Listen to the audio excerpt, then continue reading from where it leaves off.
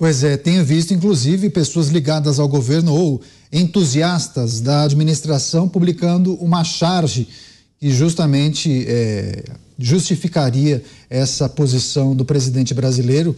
Na fotografia, no desenho, o primeiro-ministro Benjamin Netanyahu estaria com as mãos sujas de sangue, uma charge naturalmente.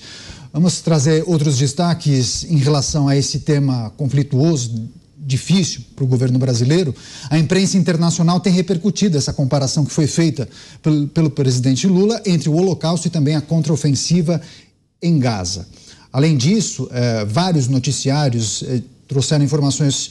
Por exemplo, o britânico BBC e o New York Times destacaram a fala de Benjamin Netanyahu, que acusou o petista de banalizar o Holocausto, além de afirmarem que o presidente brasileiro atraiu a ira das autoridades de Israel.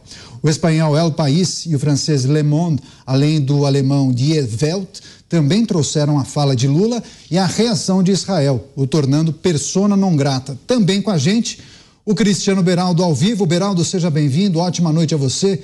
Queria pedir sua reflexão sobre esse momento extremamente delicado e uma certa pressão, né, para que o presidente brasileiro peça desculpas. Isso poderia consertar essa situação que a gente tem observado? Alguma chance de ele pedir desculpas, Beraldo? Não parece, Caniato. Boa noite a você, boa noite ao Mota, ao Zé Maria e boa noite à nossa querida audiência que nos prestigia todas as noites aqui nos Pingos nos Is. Olha, ao que tudo indica, essa declaração de Lula, ela foi muito bem calculada e a repercussão, ela era esperada, porque ela posiciona o Brasil, através das palavras do seu presidente, ao lado da China, ao lado da Rússia, ao lado da Índia, ao lado da esquerda mundial, que vem se articulando cada vez mais para enfraquecer os Estados Unidos e a Europa. Há muito tempo a gente vem com a expectativa de que a China vai passar os Estados Unidos, que a China tem muito mais condições de se fortalecer economicamente, geopoliticamente do que os Estados Unidos.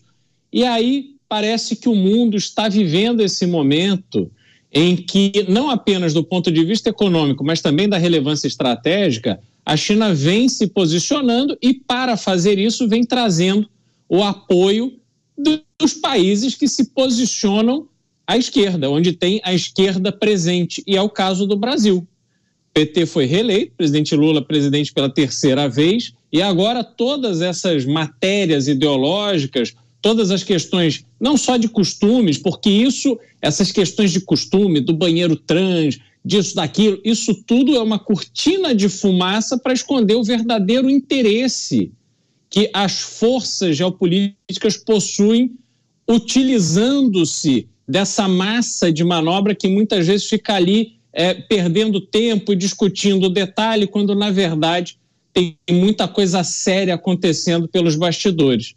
O posicionamento do governo brasileiro é um posicionamento não só contra Israel, é um posicionamento contra o que representa os Estados Unidos, é um posicionamento contra o que representa também a Europa, de uma certa forma, apesar de ter ali uma presença de esquerda muito mais forte, mas ainda aliada com os Estados Unidos. Então, há um cálculo por trás. E essa defesa toda que está sendo feita, muitas vezes usando argumentos estapafúrdios, que não fazem sentido, é para endossarem uma visão de que Israel é o inimigo, é o opositor. Ele não é o inimigo da guerra, é o inimigo da guerra ideológica, da guerra geopolítica.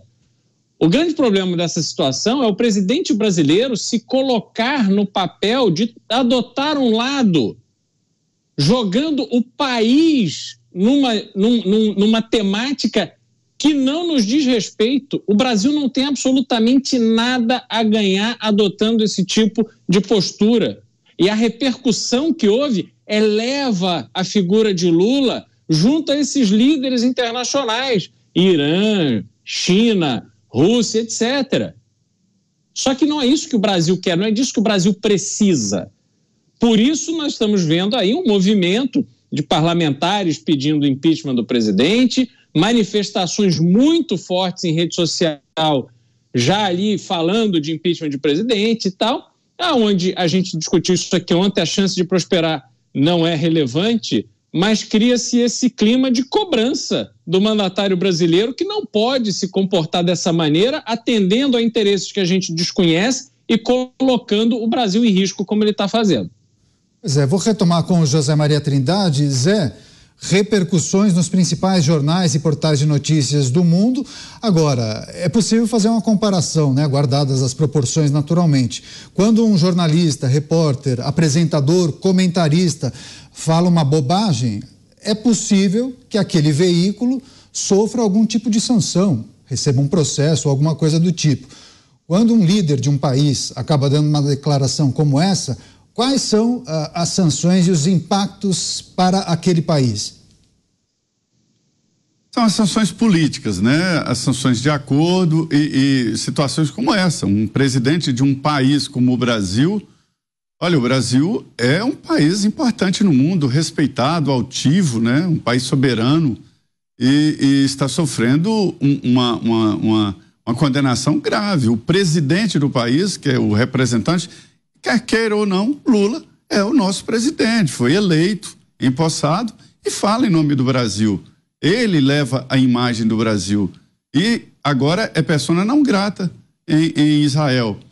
Além disso, dificulta também qualquer tipo de negociação formal entre países que se alinham a Israel. Por exemplo, o próprio Estados Unidos já está dizendo que houve um erro muito grande na comparação, embora os Estados Unidos tenham recuado aí nesse apoio incondicional a Israel e tenha colocado aí a possibilidade de cessar fogo em plena guerra. Cessar fogo agora é derrota para Israel. Não há, é a perda de um trabalho todo na tentativa de dominar a faixa de Gaza.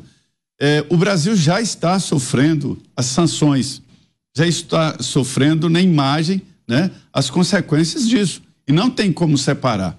Além disso, o presidente Lula, ele criou um ambiente para ser uma figura conhecida internacionalmente e conseguiu. Os temas abordados por ele, como natureza, como o combate à fome, eles empolgam artistas, militantes pelo mundo inteiro. Então, assim, essa imagem construída por ele está derretendo exatamente por essa fala que alguns países estão consideradas, no mínimo, inapropriadas e totalmente equivocadas. Eu repito, qualquer momento em que se compara o Holocausto a qualquer coisa, eu acho que o Holocausto foi o Holocausto. Não pode comparar com nada. Nada é tão cruel. Né? Nós falamos ontem aqui na morte de mais de 6 milhões de judeus, no momento em que o mundo era bem menor. Fosse hoje, sim, eu calculo sem nenhuma base científica que seriam 40 milhões, mais ou menos, né? Levando as proporções das cidades, dos habitantes e tudo, né? Então, assim, foi muito grave. Então, é uma coisa à parte, não pode ser comparado. Eu não gosto nem quando falam, aquela cadeia é um campo de concentração. Não é não, meu amigo.